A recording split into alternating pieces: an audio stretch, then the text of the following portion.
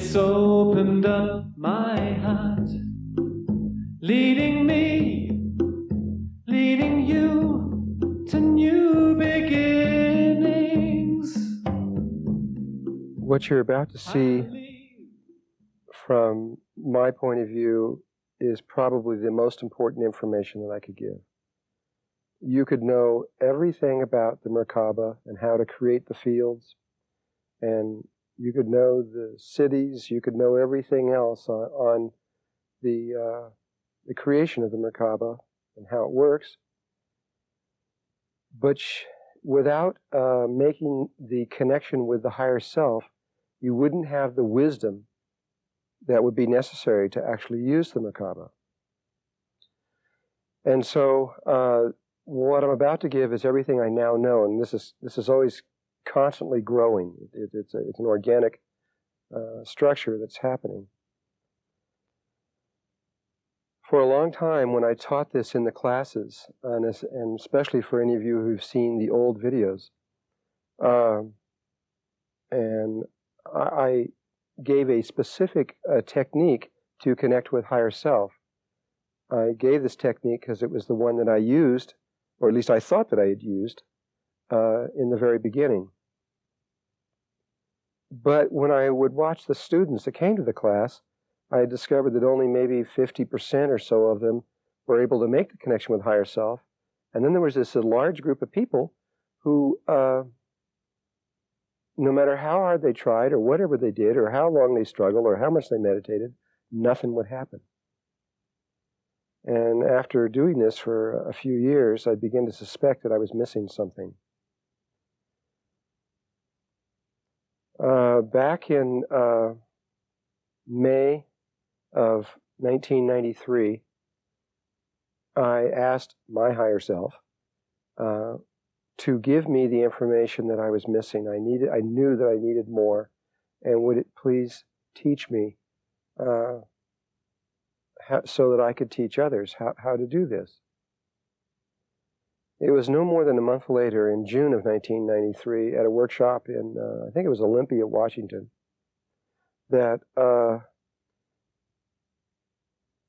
as I was signing up the people for this workshop, one man came through the door. He was perhaps in his 50s. And when I looked at him and I could see his aura, I could see no reason why this person was at my workshop.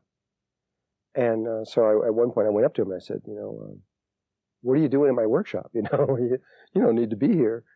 And he says, I don't know. He says, I don't know why I'm here. I just think I'm supposed to be here. And so the workshop continued, and after 2 or 3 days, I went up to him again and started talking to him, and found out that he was a kahuna from Hawaii. And so I asked him, I said, well, what do you, he says he was a teacher, and I said, what do you teach? And he says, I specialize in one thing, and that's connecting with higher self.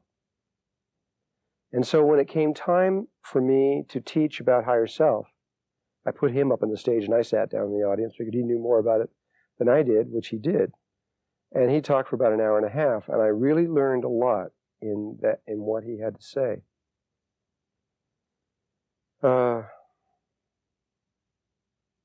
Originally, the procedure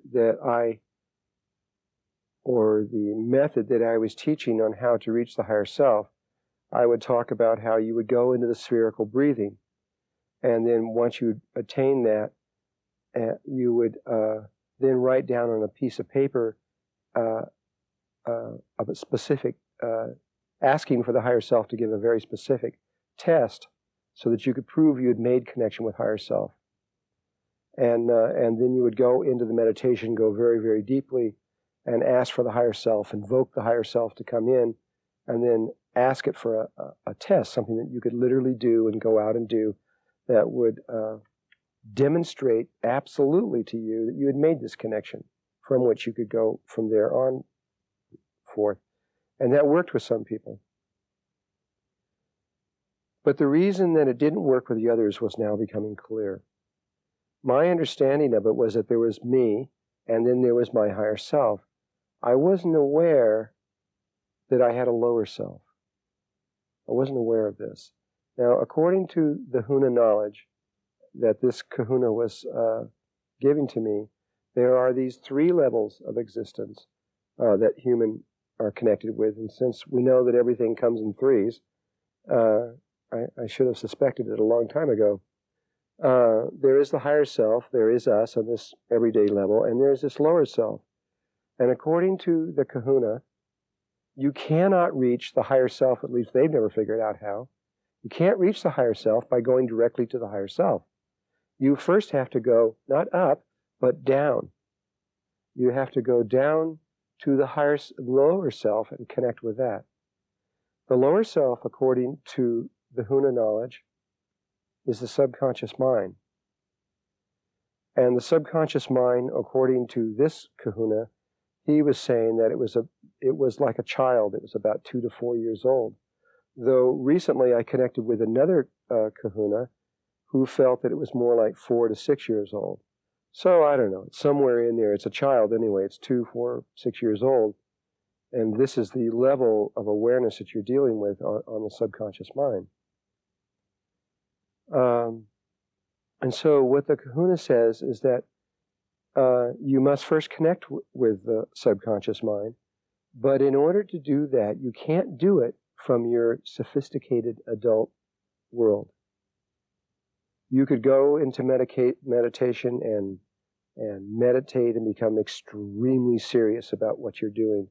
But the more that you do that, the less likely that you're going to connect with higher self, with lower self. In order to connect with lower self, you must become childlike.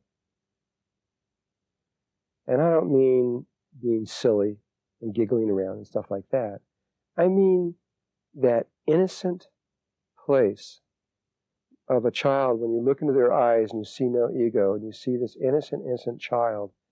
That part of that aspect of us is in every one of us, though it's been suppressed and pushed down. And we must, in one way or another, allow that part of us to come out to begin the process. Some of you perhaps have read this book by James Redfield, The Celestine Prophecy. This would be a good book if you want to read what I'm really talking about in making this particular connection. The child, when it finds itself in nature or in any situation, its attention level is focused directly and precisely on the here and the now and what is being presented directly to them. And it is this attention and this innocence that we have to begin to cultivate inside of ourselves. And so when James Redfield talks about going out and connecting with the trees, which was the way the Druids used to do this, the trees are very powerful spirits. And in that connection through life, through the nature of the reality, and through this particular innocence, this childlike innocence, this is the doorway, this magical doorway through something can begin to happen that if you have never experienced it or you don't know what it is, it's very, very hard to believe until you can actually do it and see what it is. This is what happened to me, and I didn't know that it was happening to me. I went to Vietnam. I was over in this war over there. I got very discouraged over humanity. And I came back and I thought, well, okay, I'm going to find God. And I decided I was going to do it by becoming a physicist. And so I went into the University of California and studied physics and mathematics and all this stuff, looking for God. And got very discouraged in all of that way also. And I did this during the late 60s. And imagine being in Berkeley, California in the 60s when there was machine guns on the corners and tanks everywhere and macing people. And I really got discouraged. The whole war that was in Vietnam was carried over. And what I did was and especially in 1970 when I graduated, was the time of Kent State, when all this, some of you may not remember, but the colleges of the United States closed down. And I just said, this is it. That's the last straw.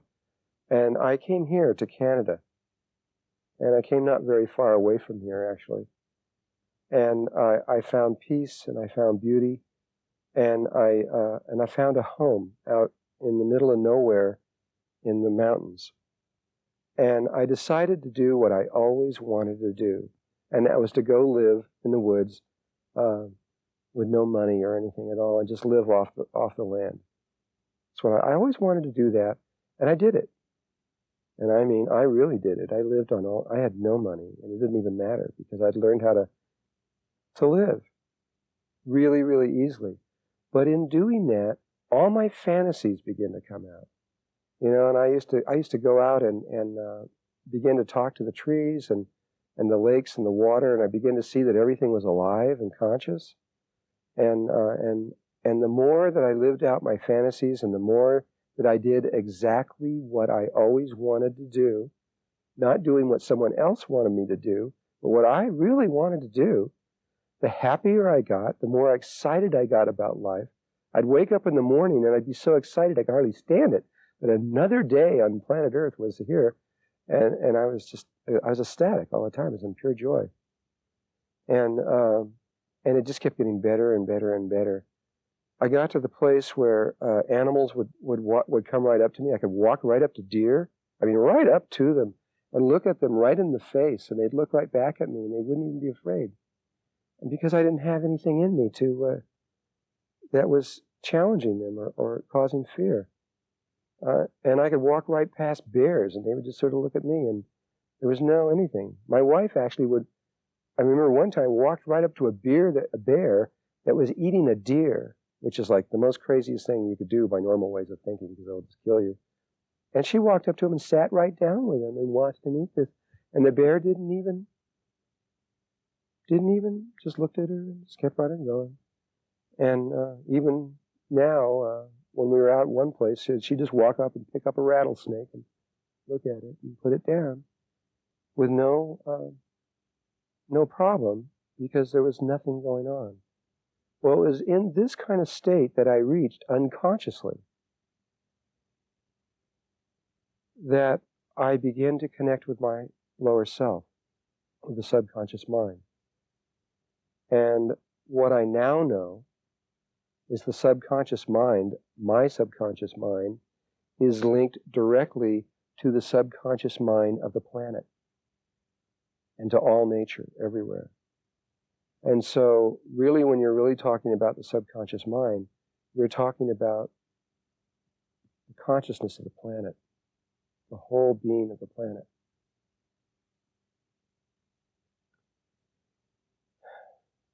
First, the coincidences begin to happen. I would think something and it would just happen. I would wish I would see a friend and we'd just walk out of the woods.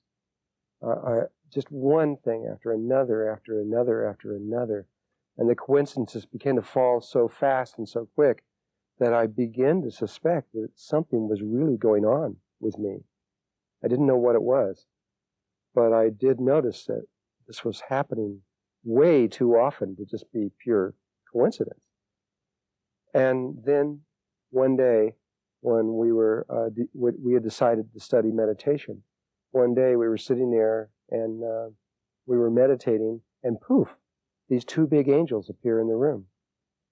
They were both about 10 feet tall, and one was purple and one was green, translucent. You could see through them, and they were identical, and they were incredibly beautiful.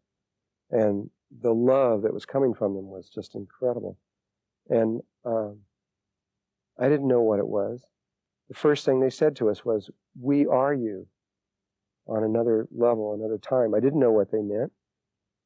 And I just started, it was so beautiful. And my wife and I both connected with this at the same time. It was so beautiful that we just started following this. And soon after that, the miracles began to happen. Things began to happen that just can't happen, but they did happen. And first one, and then two, and then things started happening every day of my life. For 2 or 3 years there, I watched things happen that just simply can't happen. But it was so much fun, I didn't care. I had let go, I didn't care anymore. I mean, I cared, I really cared, but I didn't care about the old way of thinking. And, it didn't matter to me what anyone thought, this felt right. And I kept going in this direction. And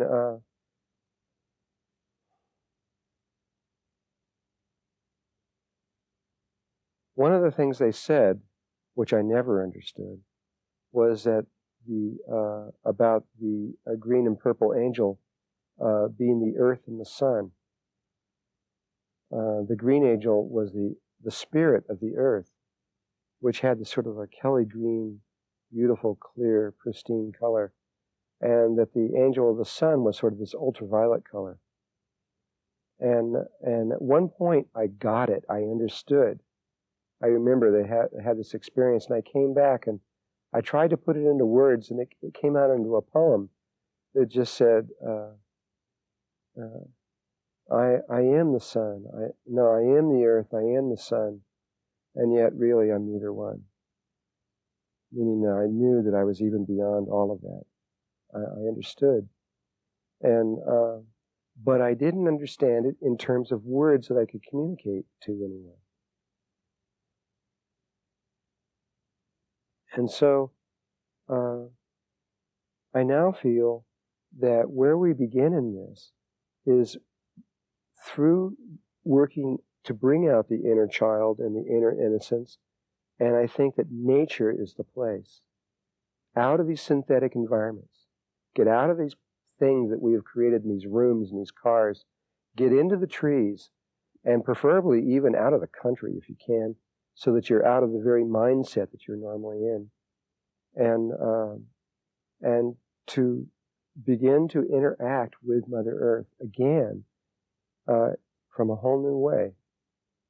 This is where I would suggest that you begin trying, and not in the actual meditation itself. You can continue to do the meditation and to keep working along those lines, but I think that for many people, this is going to be an essential step.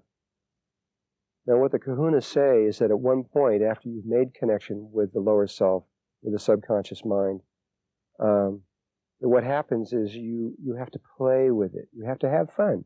You have to enjoy yourself. That's essential. If you're not having fun, something's wrong. Start over again. Go back to go. The having fun it's really, really important. And in fact, there's a movie around this very thing that we're talking about called Hook. Not many of you have seen, about Peter Pan, and how Peter Pan is remembering his self as a child, and the things that he's going through there, and the things where he imagines the food on the table and all this. For those of you who've seen this, and if you haven't seen this, I highly recommend you go and see this relative to all this. There is a tremendous amount of truth. The whole play between the good and evil and all of that that's going on there is really it's a very sophisticated movie. And so you've got to play. And then what happens eventually, you will begin to see the coincidence happen. You'll begin to feel the life flow moving through you and the connection. You'll begin to see the auras around people and trees and beings, and the little spirits of plants and the divas that are real beings that become alive, and you can see them, and they come out. They're ultraviolet fields of light that you can see, and all these things begin to start taking place, and then you know you're on the right path. You know for sure. But the thing is about reaching to the higher self is that you have to ask permission from the lower self, from Earth, to connect to the higher self, which, in my way of seeing it, is the sun.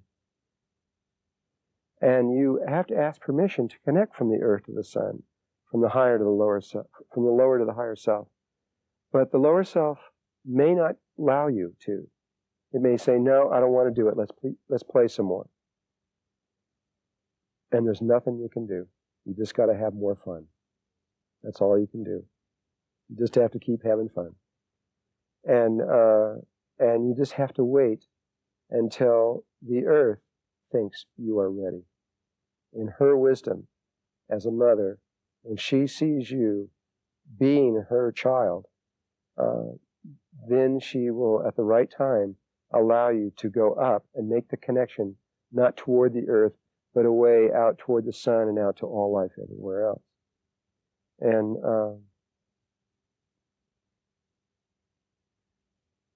there's just nothing you can do but just move with this.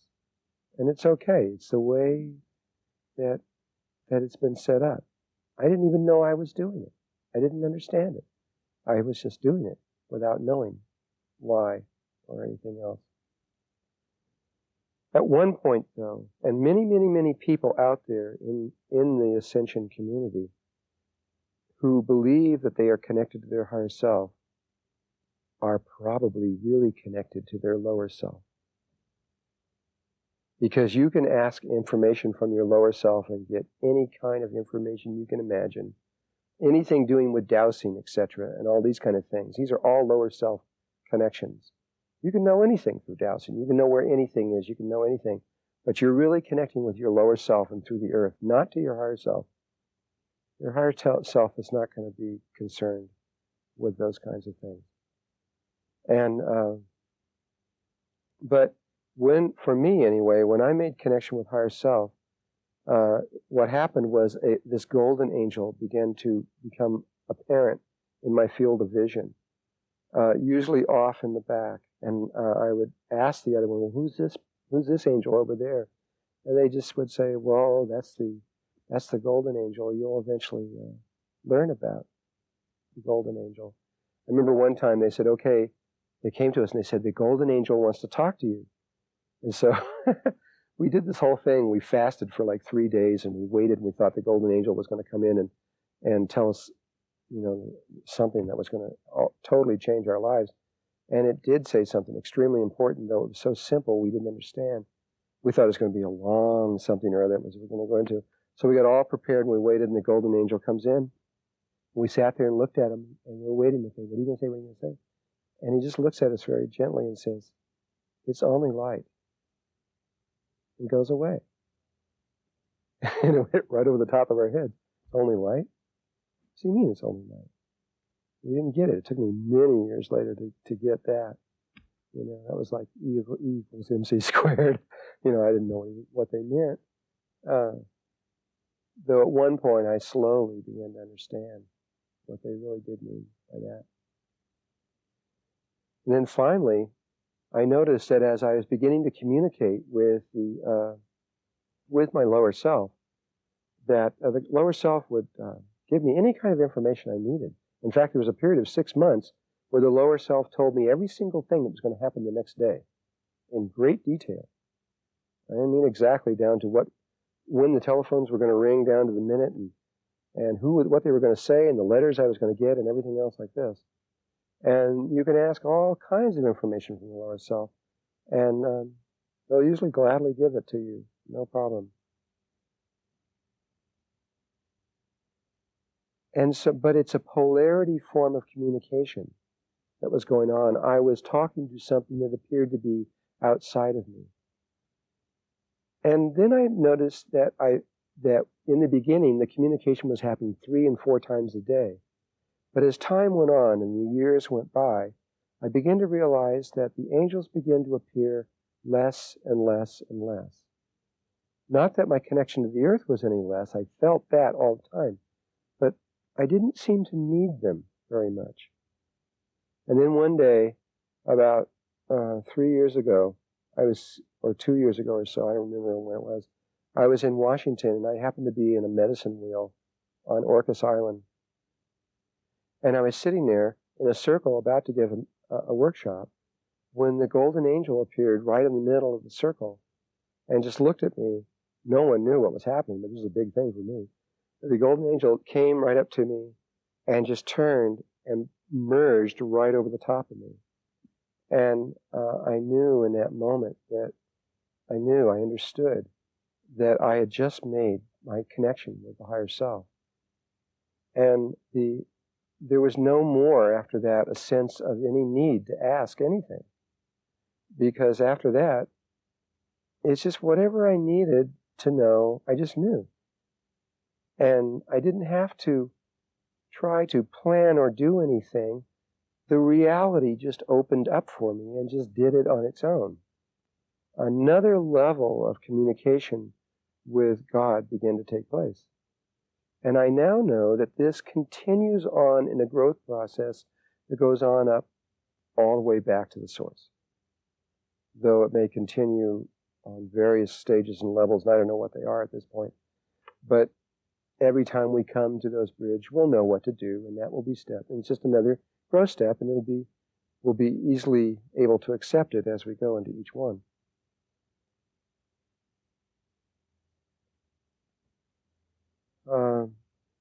There is a problem that can develop once you have reached a higher self. I never experienced this, but the kahunas warned me about it. But I never had it, so I don't know. I have it not from direct experience, but what they said is that many times the lower self, in a very childish way, would imitate the higher self. And so somebody would think they're connected to the higher self, or had been, and then they start communicating, thinking they're connected with the higher self when they're really connected with the subconscious mind. And so they would ask for direction to do something, and the subconscious mind would send them all around the world or doing things or something else like that, and was just playing with them. You know, they're not going to do anything to harm you, but they could definitely sit there and giggle and laugh at you doing things all over the place when it was not really aligned with the purpose that you originally came here for. And so the kahunas felt it was really important that every time you made connection with higher self, you asked, and usually you have certain steps that you develop on your own, you ask, are you the higher self? Because if it is the lower self won't lie to you. And it'll just go, no, sorry, I'm not the higher self. And so it's real important that you establish each time some kind of way to verify that it really is the higher self and not the lower. Though if it did happen, I was never aware of it. I never had anything, I never felt any kind of prankishness on the part of my lower self. To go to another level, the higher self communicates through to you on so many levels that you have to use a really vast imagination to see it. It can be in any conceivable language, or languages that don't even exist, or languages that exist on other planets.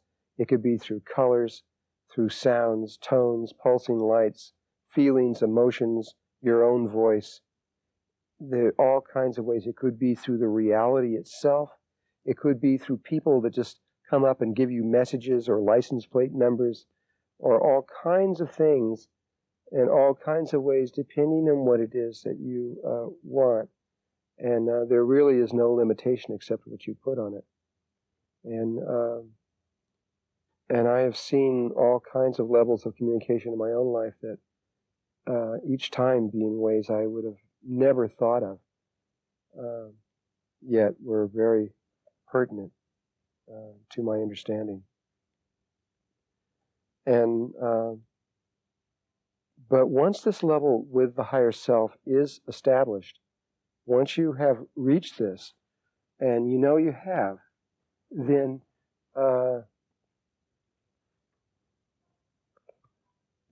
everything changes in your life, and you don't have to be concerned. You've just won the game of life on every level at all. Everything you need to know and everything else, you just let go and just watch it happen. It just happens like a movie. And all the wisdom and all the knowledge that you need in order to use the Merkaba and all the information on exactly what to do and where to how to move in this reality, you'll just know. You'll know exactly what to do. There's no more a need of an external teacher or anyone else. There's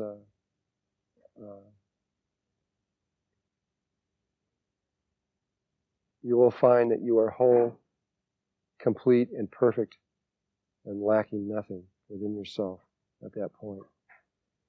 And those levels of growth will continue on up and up and up into the higher level. I'd like to clarify a little bit more about the lower self and the higher self,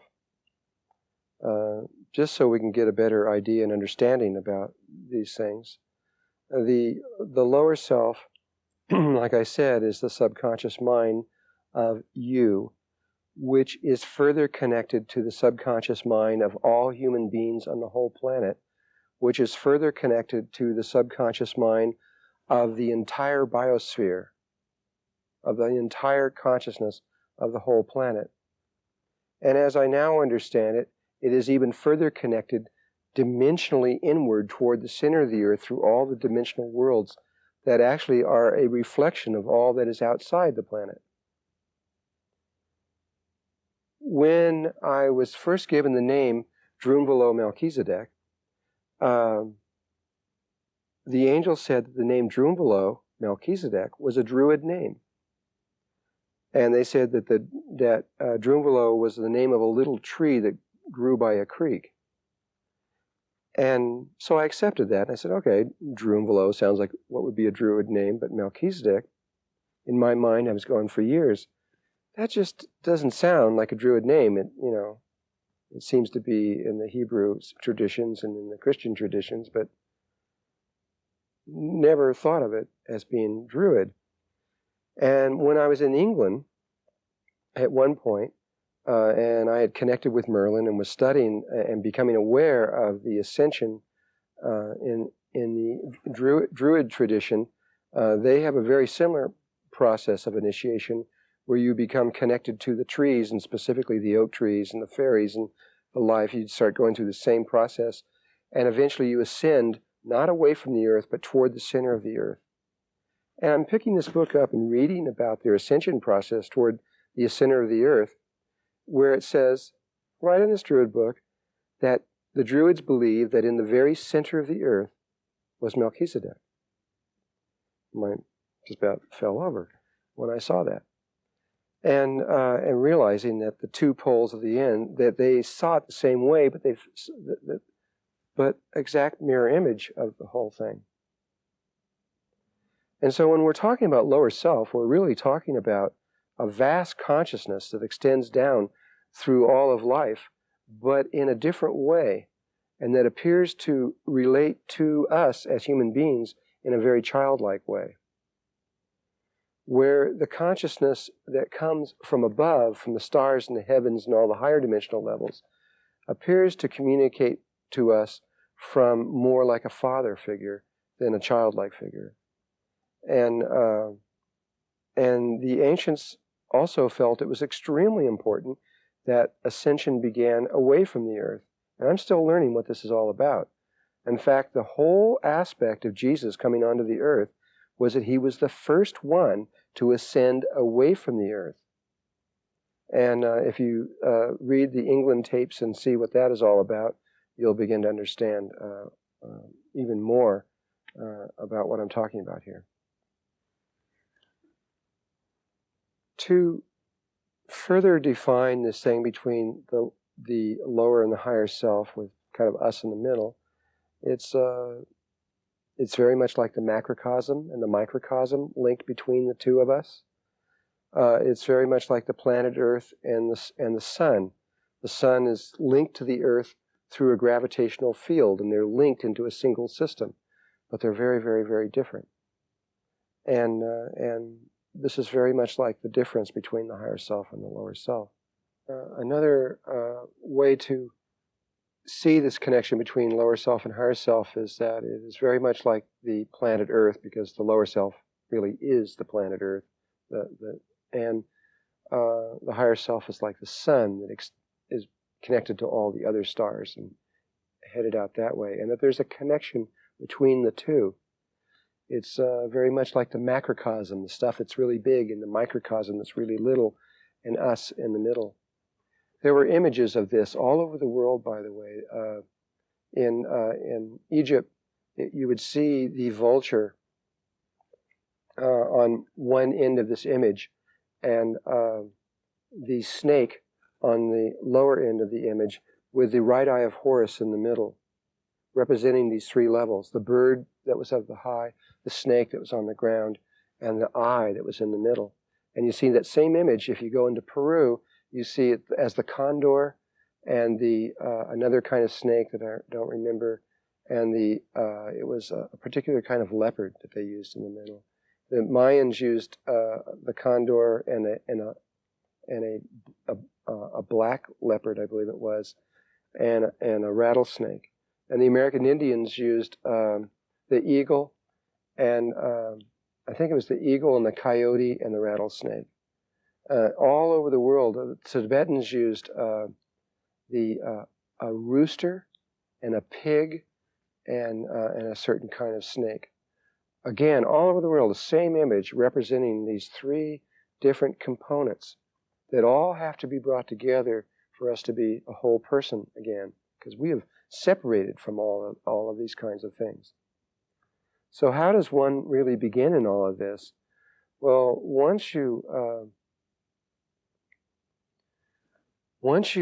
have got to the place where you can begin to open up to nature and let this inner child out, this is a very big, important step.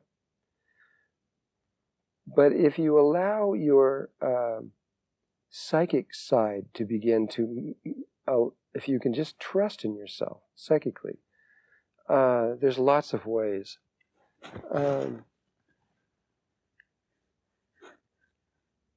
For example, when I was learning dowsing, and dowsing could be a very useful tool to learning about how you can connect with lower self.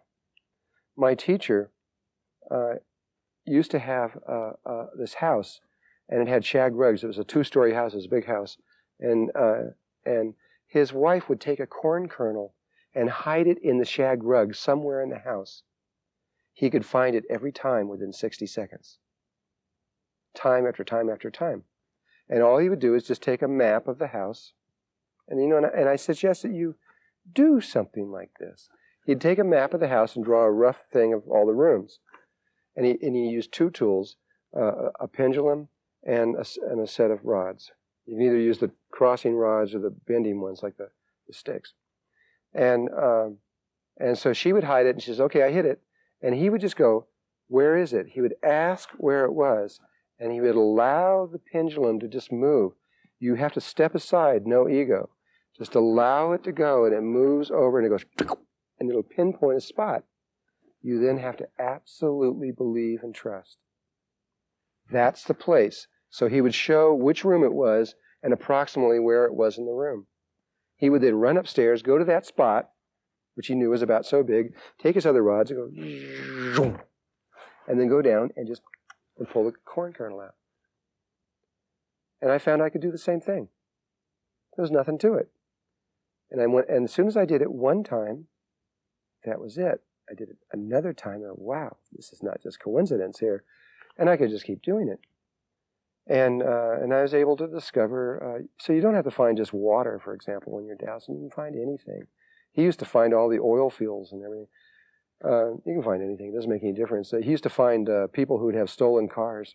And he'd just take a map of the United States, find out what city it was, take a map of that city, find out what block it was now parked on. And then they would just go there and get the car and drive it away. And I remember when he first taught me how to use the rods and relative to finding water, and the excitement of feeling those rods pull over so much that the rod would break off at the end. I mean, the very thought of holding a stick out and have the end of it break off when you're holding it back here is impossible by anything that we know. Yet I used to break them, maybe 10 or 15 of them a day when I was doing this, because it would get so strong they'd break off. I'd have to carry a whole bunch of them. Until I found out that you could use nylon rods that don't break, and they work better. And so this is a way that you could begin to see and prove directly to yourself that these things are true. You could have people hide things in this room like this and find them immediately. And you build confidence between you and your lower self, and you begin to see this happening. It can be used in many, many, many, many, many different ways. I could go on and on all of that, but even without dowsing rods, you can begin to use your intuition, where you believe that something is true and something's going to happen, and allow it to come up. Trust yourself. Allow it to begin to come out. And this allows the connection, the communication to begin to take place between you and the lower self, between the whole planet. And the more that communication takes up, the more the planet wants to communicate with you. Mother Earth loves you, really, really loves you, and wants you to open up. But you have to allow it. There's free will here. You don't have to. You could stay locked in your world forever. But if you can allow it, if you'll open it up, think of the possibility that there might be something more to this world than just driving around in cars and putting money in a bank account. There might be something that's maybe more interesting than that. And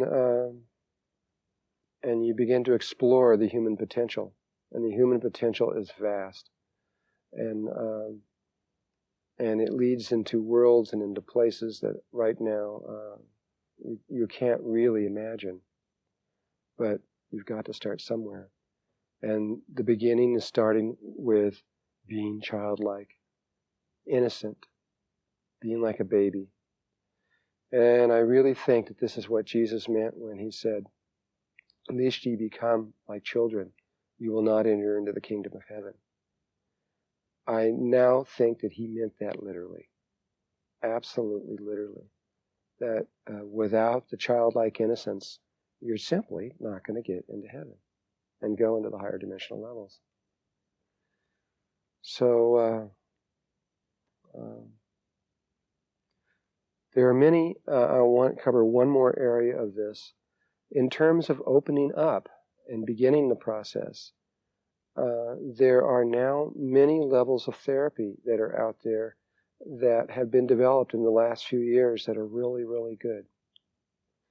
And when you go back to Freudian type thoughts that kind of, begin to see the connection between the physical body and the emotional and mental, and then going into people who, like Wilhelm Reich, who took this way to a much deeper level than Freud ever dreamed of, and through Wilhelm Reich, who began to see that things that happen in your childhood are buried in your muscles and in the constriction of your electrical circuits, and out here around you in your crystalline fields and everything else in your aura. And that these patterns are so painful that we don't want to experience them, and so we bury them. This gave rise to Fitz Pearl and a lot of the work that he did in psychodrama, where you can begin to release these through directly getting into these experiences. And Ida Rolf, who said, well, let's go directly into the muscles and find them there and work in those kinds of ways. And Mary's people began to work deeper and deeper until finally hypnotherapy came forth. And hypnotherapy has become an awesome tool in all of this. What used to take 10, 15, 20 years can now be done in 3 or 4 sessions, in 3 or 4 hours, 5 hours, 6 hours. Things that, and without pain, and very, very quickly, can be released. There are many, many things within a human being that the average human being is not aware of that is blocking them from being able to open up to their inner child and to allow the sensitivity to the reality to return. There are actual living forces inside of many people called entities that have been there for sometimes thousands and thousands of years, many times all the way back into Atlantis. And these entities need to be released. Hypnotherapy can move through these things very, very quickly. There are many things that have happened in your past lives such as being stabbed or shot or hands cut off or heads cut off or raped or murdered or humiliated, and all these kinds of things that can be sensed very, very quickly and can be got directly to and released. Just let go of. There are ways now that this can take place. And there are ways to now get into the patterns of between conception and 12 years old, which is where many of your blockages are now taking place, that used to take so long to work through, that can now be worked through in hours by many people who are trained in these areas. There are ways of even reaching into the future to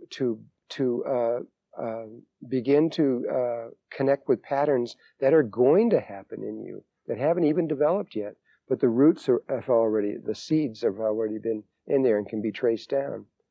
And if these kinds of things can be worked through first, if you can get rid of all the entities and all these kinds of things of your past life and clear this stuff out so you can be clear within yourself, it is from this point that the inner child can be released most easily. Otherwise, you're going to have aspects within you, you're going to have walls and things that will simply stop you, that just won't allow you to. You'll just say, oh no, I can't do that, and walk away. You won't know. And so I guess really the beginning is healing. This is where the real place begins, of healing your body, both physically, emotionally, and mentally, on those kinds of levels. And to work through all this kinds of stuff. It may feel like you're backtracking, but if you don't get through those kinds of things first, it would be very difficult to allow the inner child to come forth. And then there are now many people who are trained specifically on exactly that one thing of how to get the inner child out, and to begin that growth process within you. And so you may again use your intuition and allow yourself to be brought into and allow these healers to be brought to you to help you to begin in those kinds of ways. There's so much available right now. There's so many ways of healing. There's so many people that have training that is extraordinary, that if you really have the desire to return to God and to open up into a new way, it's all there. You can find it. You've got to have the will and the desire to do it. But it's all there. You just have to do it. You just have to go out there and begin the work. And have the courage to find out who you really are.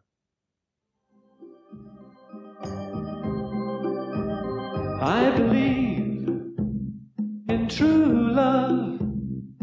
It's opened up my heart, leading me, leading you to new beginnings. I believe in the one love that takes you by the hand, and you hear in a whisper of something to show you. Each day a new creation, a golden path before us. Our angel wings, they open and soar us to new heights of understanding. And I believe in the one voice, the spirit of our land, blowing me, blowing you home to forever. And I perceive, not so far away, a world that breathes as one. So I live for this day and no more tomorrow. Each day a new creation, a golden path before us. Our angel wings they open and soar us to new heights of understanding. La la la la la la la la la la. La la la la la la la la la. La la la la la la. Whoa, whoa. Each day a new creation,